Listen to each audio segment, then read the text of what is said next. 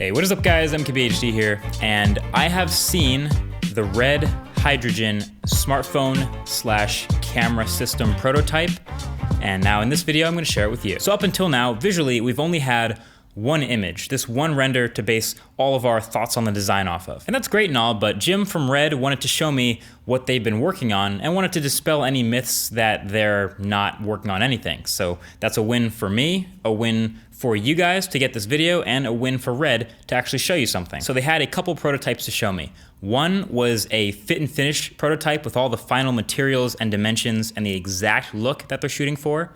Number two was a prototype just with the working holographic display, and then one more prototype which I'll show you guys at the end. I took a look at all of them, but I really focused in on the fit and finish materials prototype because that's exactly what they intend the final project, the thing that you buy, to look like. And it looked like this. So yeah, right off the bat, pretty intense. A lot of materials going on. You have a really industrial looking tri-panel design. Looks kind of like a Moto Z had a baby with a tractor. Like it's this part rugged, part modern look. And I really kind of like it. The middle part is metal, and this logo cut out with what feels like a jewel with the red logo in it is pretty crazy. And the top and bottom parts are Kevlar panels, which is good for antenna pass-through and of course durability when you're using it as an actual phone. And then on the sides, you have these grips, these notches like you saw in the render. It doesn't feel too weird to hold, but of course, I obviously have pretty big hands, so this natural fit for me might not be the case for everybody. I used the phones I had with me for a little bit of a size comparison, and as you can see, it's a big phone. This Hydrogen is gonna have a lot of room for some serious internals with a footprint this big. I still fit it in my pocket. There didn't seem to be any real problems, but obviously this will turn into a two-handed phone for a lot of people. And then the camera bump on the back, definitely more of a placeholder than an indicator of what the module will actually look like on the inside, but it's still pretty big. Definitely couldn't tell that from the render photo. And then the button placement is solid. Power button on the right-hand side, which will also be flat and double as a fingerprint reader, kind of like Sony phones. And then the volume buttons are separated on the left-hand side, which they probably have to be because of all the notches and ridges for the grips. And then it also has a dedicated video record button, and you can probably, of course, take photos with it as well. USB Type-C at the bottom, and we also see a headphone jack down there, but they're actually planning to move that up to the top. And then at the front, there's front-facing speakers, a pair of them, likely a stereo pair, flanking what will be a 5.5-inch super high-resolution display.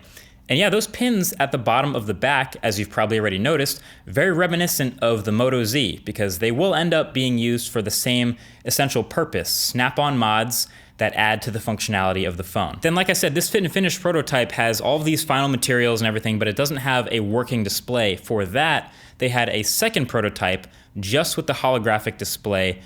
And let me tell you, I wasn't allowed to show this, and it wouldn't have really translated that well on video anyway, but what I can show you is my reaction to seeing it for the first time. So they showed me some content that was shot like normal in 2D and then converted to 4 for this crazy deep sort of 3D look. And there's also content that was shot for this view. And I gotta say, if my reaction isn't strong enough, trust me, I was just kind of at a loss for words, just soaking it all in, but I was pretty impressed. It definitely wasn't perfect, and it had some quirks like light bleeding around the outside of the display and some stuttering when I messed with some 4 gaming stuff, but this was a prototype, and this will just keep getting better with time and hopefully be buttery smooth and seamlessly integrated by the time it launches next year. And also, if you end up not liking it, you could just never turn it on because it has a regular 2D mode that looks fantastic as well, just like any other normal smartphone. So just as a pure smartphone, this Hydrogen is looking really interesting. Obviously, it has these rugged looks and these unique features. Probably doesn't have things like wireless charging, probably doesn't have waterproofing, but again, it's a unique feature set and a unique price for obviously a unique user. And then, as a pocket cinema camera, Hydrogen is actually even more interesting. So Jim made it clear that he feels that this can and will be the future of small form factor cinema. And I mean, you can see that being true with as good as Red stuff already is, and this Hydrogen system being helium based, it should also have incredible video quality and should outperform